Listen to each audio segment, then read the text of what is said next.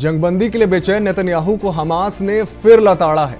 Hamas के अफसरान ने नेतन्याहू को लताड़ते हुए कहा कि वो उसके जंगबंदी के तमाशे में शामिल नहीं होने वाले, क्योंकि उनको पता है कि नेतन्याहू उनको धोखा देना चाहता है।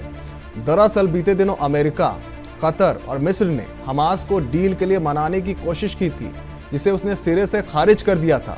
अब हमास ने अमेरिका, कतर और मिस्र को साफ साफ वाज़ेह कर दिया है कि वो इजराइल के सामने झुकने वाला नहीं है। हमास के एक बड़े अफसर उसामा हमदान ने अल मनार टीवी को दिए एक इंटरव्यू में नई डील की कोशिशों को सिरे से खारिज कर दिया।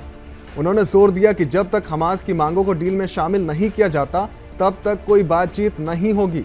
इसके अलावा हमदान ने इजराइल को धमकाते हुए कहा कि अगर इजराइल हमास पर फौजी कार्रवाई करने की गलती करता है तो ये उसकी आखिरी गलती होगी। वहीं मीडिया रिपोर्ट्स की माने तो हमास जल्द एक नई डील अमेरिका और मिस्र के सामने रख सकता है। ताहम नेतन्याहू के पसीने छूट रहे हैं, क्योंकि उसे डर है कि हमास की नई डील से उसकी कुर्सी ना चली जाए। वहीं अरब के एक डिप्लोमेट ने अखबार को बताया कि हमास अमेरिका और इजराइल के धोखे में आकर सारे हॉस्टेजेस को छोड़ने वाला नहीं है, क्योंकि उसे मालूम है कि बिना इंटरनेशनल कम्युनिटी और अमेरिका की गारंटी के इजराइल किसी भी वक्त अपने वादों से मुकर सकता है। उधर नेतन्याहू भी अमेरिका के secretary of state Antony Blinken के दौरे के बाद घबराया हुआ है, क्योंकि उसे डर है कि कहीं अमेरिका भी सभी मुल्कों की तरह उसे लात ना मार दे। अमेरिकी सदर जो बाइडेन नेतन्याहू से इतने परेशान हो गए हैं कि बार बार अपनी हुकूमत के जिम्मेदारों को इजराइल भेज रहे हैं और नेतन्याहू को सुना रहे हैं। बीते दिनों ब्लिंकन ने नेतन्याहू को साफ साफ लफ्जों में कह दिया था कि उसे हमास की शर्तें मानकर जल्द से जल्द जंग रोकनी होगी। यहाँ तक कि ब्लिंकन ने इजराइल के दौरे के बाद ये साफ साफ कह दिया कि नेतन्याहू हमास की शर्तों के आगे झुकने को तैयार है,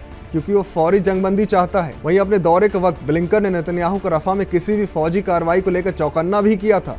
उन्होंने कहा था कि अगर इजराइल रफा में दाखिल होता है तो ये उसकी सबसे बड़ी गलती होगी। उधर नेतन्याहू की हुकूमत में शामिल पार्टियां भी उसे आंख दिखा रही हैं। एक तरफ तो वो नेतन्याहू को गजा में फौजी कार्रवाई में नाकामयाब होने के लिए लताड़ रहे हैं, वहीं दूसरी तरफ नेतन्याहू की डील करने की बेचैनी को हमास के सामने घुटने टेकने के तौर पर देखा जा रहा है। नेतन्याहू इतना बेबस हो चुका है कि उसने डील की बात करनी ही छोड़ दी है। लेबनान की मीडिया अल अखबार की माने तो हमास इस हफ्ते के आखिर तक अपनी शर्तों के साथ एक डील अमेरिका और अरब के मुल्कों के सामने रख सकता है, और ऐसे इम्कान है कि इजराइल उसकी शर्तों को मान भी लेगा, क्योंकि अमेरिका और अरब के मुल्क उस पर लगातार दबाव बना रहे हैं। दरअसल हमास चाहता है कि सभी हॉस्टेज की रिहाई के बदले जंग हमेशा के लिए रोक दी जाए और इजराइल अपनी फौजों को वापस बुला ले, लेकिन इजराइल धोखे से अपने हॉस्टेजेस को छोड़ा हमास पर कार्रवाई जारी रखना चाहता है। 2020 के दिल्ली दंगों के दौरान 2 मुस्लिम खानदान के घरों को जलाने के जुर्म में दिल्ली की एक अदालत ने मुजरिम जॉनी कुमार को 10 साल की सजा सुनाई है। दरअसल 2020 में दिल्ली के नॉर्थ ईस्ट इलाके में CAA एहतजाज के दौरान दंगे भड़क गए थे।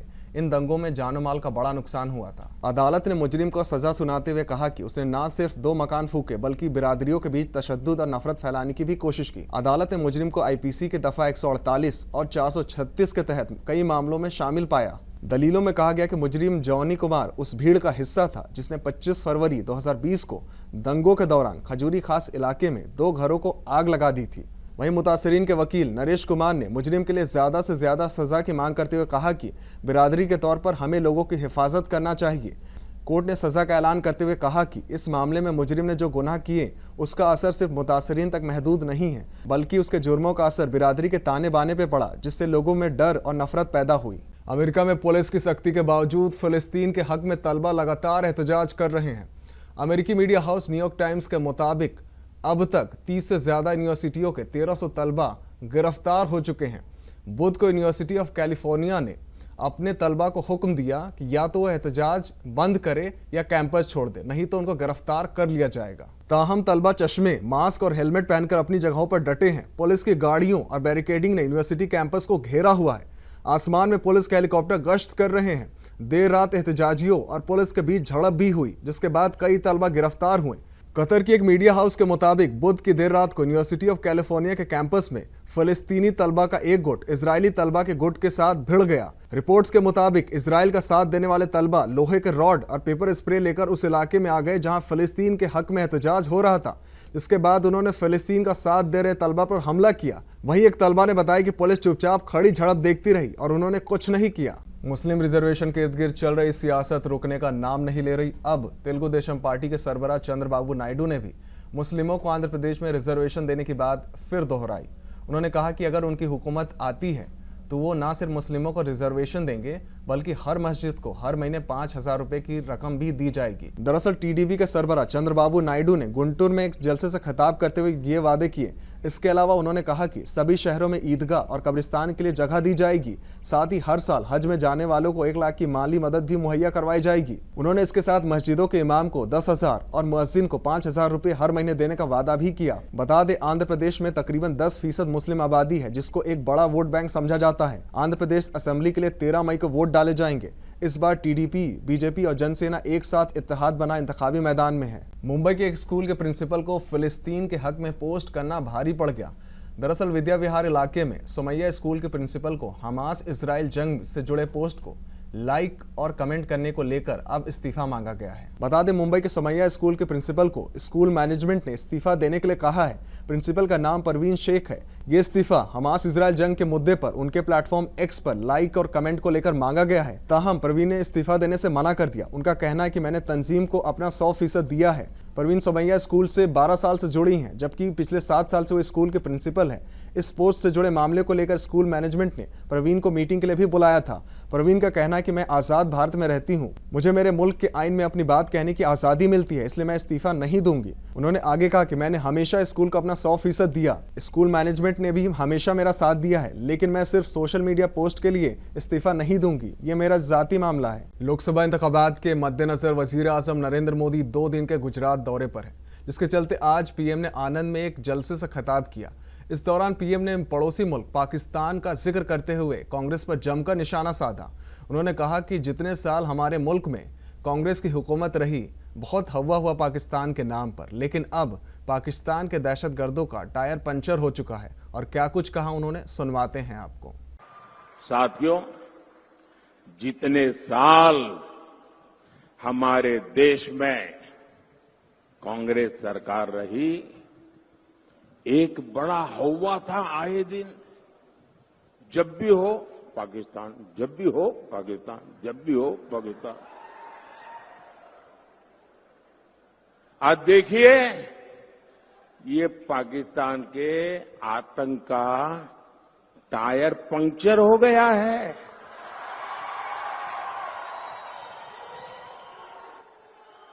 जो देश कभी आतंकी एक्सपोर्ट करता था, वो आटे के इंपोर्ट के लिए दर दर भटक रहा है। जिसके हाथ में कभी बम गोला था, उसके हाथ में आज भीख का कटोरा है। राहुल गांधी ने प्रज्वल 6 स्कैंडल मामले में वजीर आजम पर जोरदार हमला बोला। उन्होंने कहा कि वजीर आजम को मालूम था कि प्रज्वल रेपिस्ट है, फिर भी उन्होंने उसके लिए कैंपेन किया। राहुल ने आगे कहा कि मोदी ने मुल्क की हर खातून की बेइज्जती की है। और क्या कुछ कहा उन्होंने, सुनवाते हैं आपको। प्रज्वल रवन्ना 400 महिलाओं का रेप करता है, वीडियो बनाता है, इसको मैस रेप कहा जाता है। और स्टेज में कर्नाटका के सामने प्रधानमंत्री मैस रेपिस्ट का समर्थन कर रहे हैं। जब प्रधानमंत्री आपसे वोट मांग रहे थे, तो उनको मालूम था प्रज्वल रवन्ना ने क्या किया था। प्रधानमंत्री को हिंदुस्तान की हर महिला से माफी मांगनी चाहिए कि उन्होंने एक मैस रेपिस्ट को अपने स्टेज पर लाकर उसको समर्थन देने की बात की आपसे। हिंदुस्तान के प्रधानमंत्री ने हिंदुस्तान की हर महिला का अपमान किया है। पूरी दुनिया में ये खबर फैली है कि हिंदुस्तान के प्रधानमंत्री ने मैस रेपिस्ट के लिए वोट मांगा है। अलायंस की जरूरत थी, सत्ता चाहते हैं तो कुछ भी करने को तैयार है। के पास सारी मशीनरी है, इंटेलिजेंस है, कस्टम्स है, सारा का सारा है, तब भी प्रधानमंत्री ने इस मैस रेपिस्ट को जर्मनी जाने दिया। ये उनकी गारंटी है। कोविड वैक्सीन सर्टिफिकेट से वजीर आजम नरेंद्र मोदी के तस्वीर को हटाने को लेकर सियासत शुरू हो गई है। दरअसल बीते दिनों वजारत सेहत ने वैक्सीन लगवाने वालों के लिए दिए जाने वाले सर्टिफिकेट से वजीर आजम नरेंद्र मोदी की तस्वीर को हटा दिया था, जिसके बाद कई लोगों ने इल्जाम लगाया था कि ये फैसला वैक्सीन लगवाने वालों में मिले साइड इफेक्ट्स के बाद लिया गया है। ताहम वजारत सेहत ने अपने फैसले का बचाव करते हुए कहा कि उनका यह फैसला लोकसभा इंतखाबात की वजह से लागू मॉडल कोड ऑफ कंडक्ट के मद्देनजर किया गया है।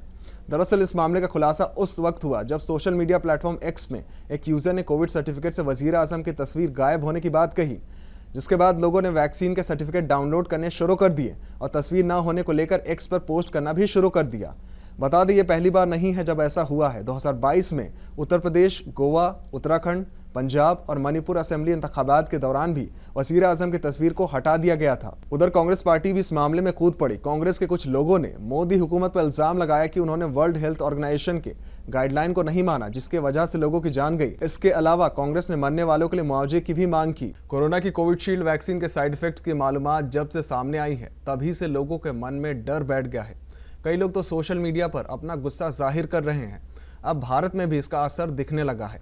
भारत के खानदान ने सीरम इंस्टीट्यूट ऑफ इंडिया पर मुकदमा करने का फैसला किया है। बता दें मरने वाली खातून के वालिद वेणुगोपाल गोविंदन का कहना है कि उनकी बेटी की जुलाई 2021 में कोविशील्ड वैक्सीन लेने के महीने भर बाद मौत हो गई थी। जानकारी के लिए बता दें सीरम इंस्टीट्यूट ने ब्रिटेन की फार्मा कंपनी एस्ट्राजेनेका के बनाए फार्मूला पर कोविशील्ड वैक्सीन बनाई है और एस्ट्राजेनेका ने ब्रिटिश कोर्ट में मान लिया है कि उनकी कोविड-19 वैक्सीन से खतरनाक साइड इफेक्ट्स हो सकते हैं। करुणिया की मौत के मामले में खानदान की शिकायत पर हुकूमत ने जांच कमेटी बनाई थी, लेकिन मौत की वजह वैक्सीन है, इसके कोई सबूत नहीं मिले थे। अब गोविंदन ने मुआवजे और अपनी बेटी की मौत की जांच के लिए आजाद मेडिकल बोर्ड बहाल करने की मांग करते हुए रिट अर्जी दायर की है। लोकसभा इंतखाबात के बीच मुल्क की राजधानी दिल्ली के 150 से ज्यादा स्कूलों को बम से उड़ाने की धमकी किसने दी, ये सवाल 24 घंटे के बाद भी बना हुआ है।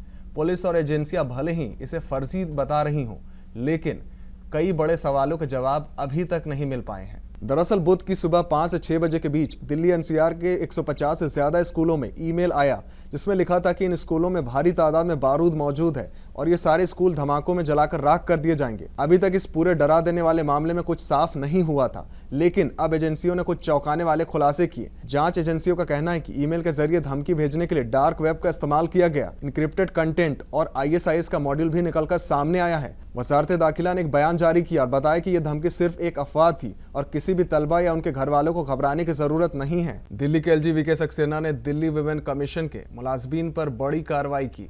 LG विनय सक्सेना ने बड़ी कार्रवाई करते हुए दिल्ली विमेन कमीशन की 223 मुलाजमीन को बर्खास्त कर दिया। आपको बता दें, LG सक्सेना के इस हुक्म पर कार्रवाई करते हुए कमीशन ने अपने 223 मुलाजमीन को फौरी तौर से हटा दिया है। बताया जा रहा है कि ये सभी मुलाजमीन वो है जिनकी बहाली दिल्ली विमेन कमीशन की साबिक चेयरमैन स्वाति मालीवाल ने की थी।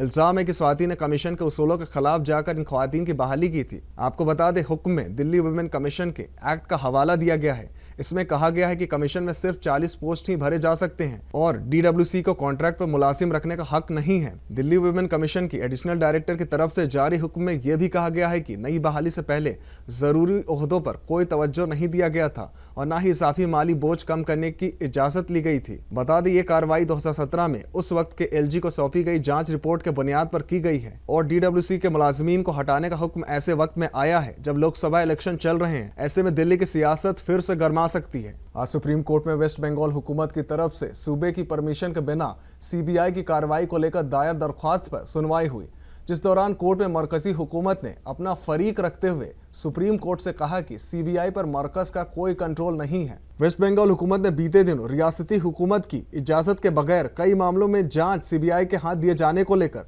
मुल्क की सबसे बड़ी अदालत सुप्रीम कोर्ट का दरवाजा खटखटाया था।